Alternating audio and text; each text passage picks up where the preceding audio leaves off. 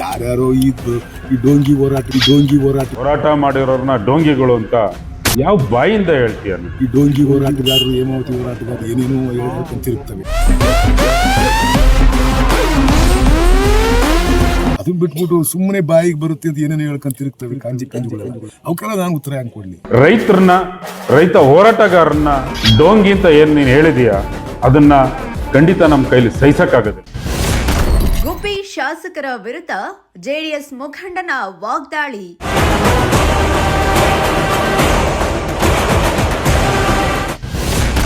ರೈತ ಹೋರಾಟಗಾರರಿಗೆ ಡೋಂಗಿ ಎಂದಿದ್ದಕ್ಕೆ ಆಕ್ರೋಶ.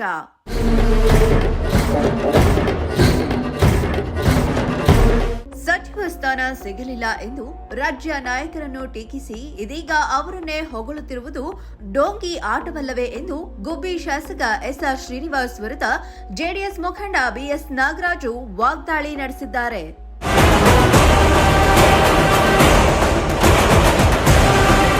ಗುಬ್ಬಿ ತಾಲೂಕಿನಲ್ಲಿ ನಡೆದ ಅಭಿವೃದ್ಧಿ ಕಾಮಗಾರಿ ಗುದ್ದಲಿ ಪೂಜೆ ವೇಳೆ ಶಾಸಕ ಎಸ್ಆರ್ ಶ್ರೀನಿವಾಸ್ ಮಾತನಾಡಿ, ನಾನು ಎಂಎಲ್ಎ ಆಗಿ ಕಾಲಿಟ್ಟಾಗ ಯಾವ ಕೆರೆಗೆ ನೀರು ಬರುತ್ತಿತ್ತು, ಎಲ್ಲೆಲ್ಲಿ ಚಾನೆಲ್ಗಳನ್ನು ಮಾಡಿಸಿದ್ದೀವಿ, ಯಾವ ಕೆರೆಯ ತೂಬು ಎಲ್ಲಿವೆ, ಎಷ್ಟಿವೆ ಎಂಬುದು ನನಗೆ ಗೊತ್ತು.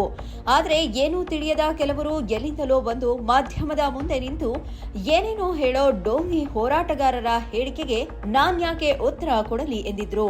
ಯಾರ್ಯಾರೋ ಈ ಡೋಂಗಿ ಹೋರಾಟಗಾರರು, ಹೇಮಾವತಿ ಹೋರಾಟಗಾರರು ಏನೇನೋ ಹೇಳ್ಕೊಂತಿರುತ್ತವೆ. ಅವಕ್ಕೆಲ್ಲ ನಾನು ಉತ್ತರ ಕೊಡೋಕ್ಕಾಗಲ್ಲ.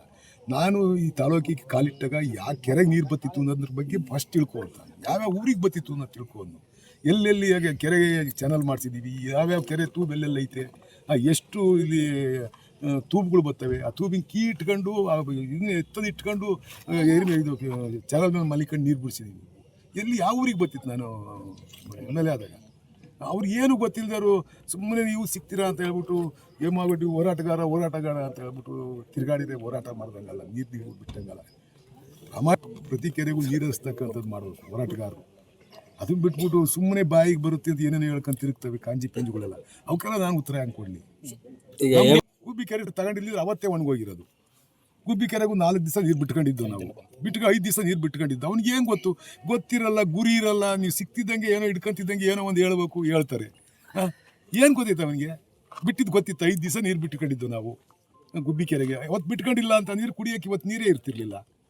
ನಮ್ಮ 58 ಬೋರ್ ಅಲ್ಲಿ ಈಗ ನಾವು ರೆಡಿ ಇಟ್ಕೊಂಡಿದ್ದೀವಿ, 15 ಬೋರ್ ಅಪ್ರೂವಲ್ ಮಾಡಿ ಇಟ್ಕೊಂಡಿದ್ದೀವಿ.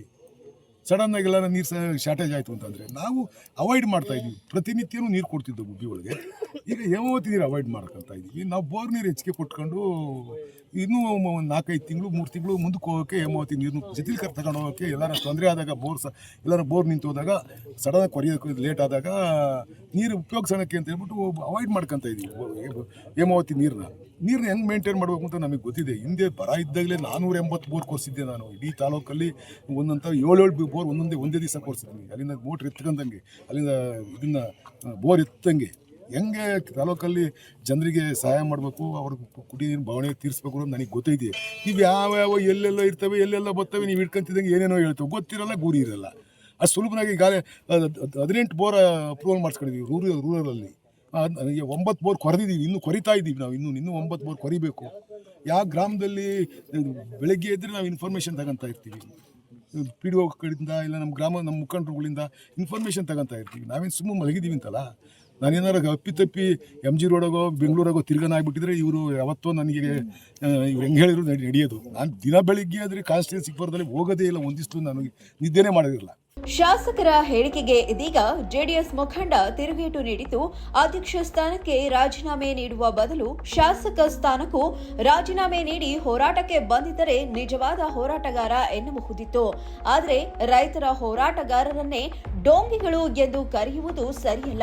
ಹೇಮಾವತಿ ನೀರಿಗಾಗಿ ಹೋರಾಟ ನಡೆಸಿ ಪ್ರಕರಣ ದಾಖಲಿಸಿಕೊಂಡ ನೂರಾರು ರೈತರು ಡೋಂಗಿಗಳಾದರೆ ನಿಜವಾದ ಡೋಂಗಿ ಆಟ ಆಡಿತು ಯಾರು ಎಂದು ನಾಗರಾಜು ಪ್ರಶ್ನಿಸಿದ್ದಾರೆ. ಹಾಗಾದ್ರೆ ಹೇಮಾವತಿ ಹೋರಾಟದ ಬಗ್ಗೆ ನೀನು ಇವತ್ತು ಮಾತಾಡ್ತಾ ಇದೀಯಾ? ನೀನು ಡೋಂಗಿನ? ಅಂದ್ರೆ ಶಾಸಕರಾದವ್ರು ಮಾತ್ರ ಮಾತಾಡ್ಬೇಕು ಅಂತ ಏನಾದ್ರು ಕಾನೂನು ಇದೆಯಾ? ನೀರಾವರಿ ಹೋರಾಟದ ಬಗ್ಗೆ, ಅದ್ರ ಏನು ನೀರಾವರಿ ರೈತರ ತುತ್ತಿನ ಚೀಲವನ್ನು ಏನು ತುಂಬಿಸ್ತಾ ಇದೆ ನಮ್ಮ ಹೇಮಾವತಿ, ಪ್ರತಿಯೊಬ್ಬ ಹೇಮಾವತಿ ನೀರು ಕುಡಿದವನಿಗೆ ಹೋರಾಟ ಮಾಡತಕ್ಕಂಥ ಒಂದು ಅಧಿಕಾರ ಇದೆ. ಅನೇಕ ಪಾಪ ಅಮಾಯಕರು ಕೇಸ್ ಹಾಕ್ಸ್ಕೊಂಡಿದ್ದಾರೆ. ಯಾರಿಗಾದ್ರೂ ಕೇಸ್ ಹಾಕ್ದವ್ರಿಗೆ ಏನಾದರೂ ಸಾಂತ್ವನ ಹೇಳಿದ್ರ? ಹಾಕ್ಸ್ಕೊಂಡಿರೋರಿಗೆ ಗೊತ್ತಿದೆ ಯಾರ್ಯಾರು ಹೋರಾಟದಲ್ಲಿ ಭಾಗವಹಿಸಿದ್ರು, ನಿಮ್ಮ ಬಗ್ಗೆ ಯಾರ್ಯಾರು ಗುರ್ತಿಸಿ ಕೇಸ್ ಹಾಕ್ಸಿದ್ದೀರಾ, ಅದು ಗಮನಕ್ಕಿದೆ ನಮಗೆ. ಅದನ್ನೆಲ್ಲ ಈಗೆಲ್ಲ ಬಿಚ್ಚಿ ಹೇಳಲಿಕ್ಕೆ ಹೋಗೋದಿಲ್ಲ. ಅವಕಾಶ ಬಂದಾಗ ನಾನು ಹೇಳ್ತೀನಿ. ಹೇಮಾವತಿ ನೀರು ಹಾಗೂ ಲಿಂಕ್ ಕೆನಾಲ್ ವಿಚಾರದಲ್ಲಿ ಈ ಹಿಂದೆ ಹೋರಾಟಕ್ಕೆ ಆಹ್ವಾನ ನೀಡಿದ್ರು. ಶಾಸಕರು ಬಂದಿರಲಿಲ್ಲ. ಇದೀಗ ಸಚಿವ ಸ್ಥಾನ ಕೈತಪ್ಪಿದ ಬಳಿಕ ಮಾತ್ರ ಕುಮಾರಸ್ವಾಮಿ ಹಾಗೂ ಲಿಂಕ್ ಕೆನಾಲ್ ವಿಚಾರ ನೆನಪಾಗಿದೆ. ಸಚಿವ ಸ್ಥಾನ ಸಿಗದಿದ್ದಾಗ ನಾಯಕರನ್ನು ಟೀಕಿಸುವುದು, ಸ್ಥಾನ ಸಿಗದ ಬಳಿಕ ಮತ್ತೆ ಅದೇ ನಾಯಕರನ್ನ ಹೊಗಳುವುದು ಸರಿಯಲ್ಲ. ಜೊತೆಗೆ ಕೂಡಲೇ ತಾಲೂಕಿನ ರೈತರಲ್ಲಿ ಕ್ಷಮೆ ಕೇಳಬೇಕು. ಇಲ್ಲದಿದ್ರೆ ಹೋರಾಟ ನಡೆಸುವುದಾಗಿ ಜೆಡಿಎಸ್ ಮುಖಂಡ ಬಿಎಸ್ ನಾಗರಾಜು ಎಚ್ಚರಿಕೆ ನೀಡಿದ್ದಾರೆ. ಲಿಂಕ್ ಕೆನಾಲ್ ಹೋರಾಟ ಏನು ಲಿಂಕ್ ಕೆನಾಲ್ ಮಾಡ್ಲಿಕ್ಕೆ ಬಂದ್ರಲ್ಲ, ಅವಾಗ ನೀನು ಶಾಸಕ ಸ್ಥಾನಕ್ಕೆ ರಾಜೀನಾಮೆ ಕೊಡಬೇಕಾಯ್ತು. ಅವಾಗ ನಾವು ಒಪ್ಕೊಂತ ಇದ್ವಿ ನೀನು ಹೋರಾಟಗಾರ ಅಂತ. ಹೋರಾಟ ಮಾಡಿರೋರ್ನ ಡೋಂಗಿಗಳು ಅಂತ ಯಾವ ಬಾಯಿಂದ ಹೇಳ್ತೀಯ ನೀನು? ದಯಮಾಡಿ ಈ ಮಾತನ್ನ ಹಿಂದಕ್ಕೆ ತಗೊಬೇಕು. ಇಲ್ಲ ಅಂತ ಅಂದ್ರೆ ಎಲ್ಲ ನಾವು ಸೇರಿ, ರೈತರುಗಳು ಸೇರಿ ನಿನ್ನ ವಿರುದ್ಧವಾಗಿ ಹೋರಾಟ ಮಾಡ್ಲಿಕ್ಕೂ ನಾವು ಸಿದ್ಧ ಇದ್ದೀವಿ. ನಮ್ಮನ್ನ ರಾಜಕೀಯವಾಗಿ ನೀನು ಹೆಂಗೆ ಬೇಕಾದ್ರೂ ಬೈಯಿ, ನಮಗೆ ಗೊತ್ತಿದೆ. ನಿಮ್ಮ ಆ ಕಾಲದಿಂದಲೂ ನಾವು ಜನಗಳು ನೋಡ್ಕೊಂಡ್ ಬಂದೇರೆ. ಯಾಕೆಂದ್ರೆ ನಾಲ್ಗೆನ ನೀನು ಹೆಂಗೆ ಅರಿಬಿಡ್ತೀಯ ಅಂತ. ಆದ್ರೆ ರೈತ ಹೋರಾಟಗಾರನ್ನ ಡೋಂಗಿ ಅಂತ ಏನ್ ನೀನು ಹೇಳಿದೀಯ, ಅದನ್ನ ಖಂಡಿತ ನಮ್ಮ ಕೈಲಿ ಸಹಿಸಕ್ಕಾಗೋದಿಲ್ಲ. ನಮ್ಮನ್ನೇ ರಾಜಕೀಯವಾಗಿ ನಿನಗೇನು ಬೈಯೋದೇನೋ ದೊಡ್ಡ ಏನು ಹೊಸದೇನಲ್ಲ. ಆದ್ರೆ ಈ ಮುಖಾಂತರ ನಾನು ನಿಮಗೆ ಮನವಿನಾದರೂ ಅಂದ್ಕೊಳ್ಳಿ, ಇಲ್ಲ ಎಚ್ಚರಿಕೆ ಅಂತ ಅಂದ್ಕೊಳ್ಳಿ. ರೈತ ಹೋರಾಟಗಾರನ, ರೈತರನ್ನ ನೀನು ಡೋಂಗಿಗಳು, ಕಾಂಜಿ ಪಿಂಜಿಗಳು ಅಂದಿದ್ನ ನಾವು ಖಂಡಿಸ್ತೀವಿ ಅಂತ ಈ ಸಂದರ್ಭದಲ್ಲಿ ಹೇಳಲಿಕ್ಕೆ ಇಷ್ಟಪಡ್ತೀನಿ. ಒಟ್ನಲ್ಲಿ ಶಾಸಕ ಎಸ್ಆರ್ ಶ್ರೀನಿವಾಸ್ ಹೇಳಿಕೆಗೆ ಜೆಡಿಎಸ್ ಮುಖಂಡ ನಾಗರಾಜು ತೀವ್ರ ವಿರೋಧ ವ್ಯಕ್ತಪಡಿಸಿದ್ದು, ಈ ವಿವಾದ ಮುಂದಿನ ದಿನಗಳಲ್ಲಿ ಮತ್ತಷ್ಟು ರಾಜಕೀಯ ತಿರುವು ಪಡೆದುಕೊಳ್ಳುತ್ತಾ ಅನ್ನೋದನ್ನ ಕಾದು ನೋಡಬೇಕಿದೆ. ದೇವರಾಜು, ಪ್ರಜಾಶಕ್ತಿ ಟಿವಿ, ಗುಬ್ಬಿ.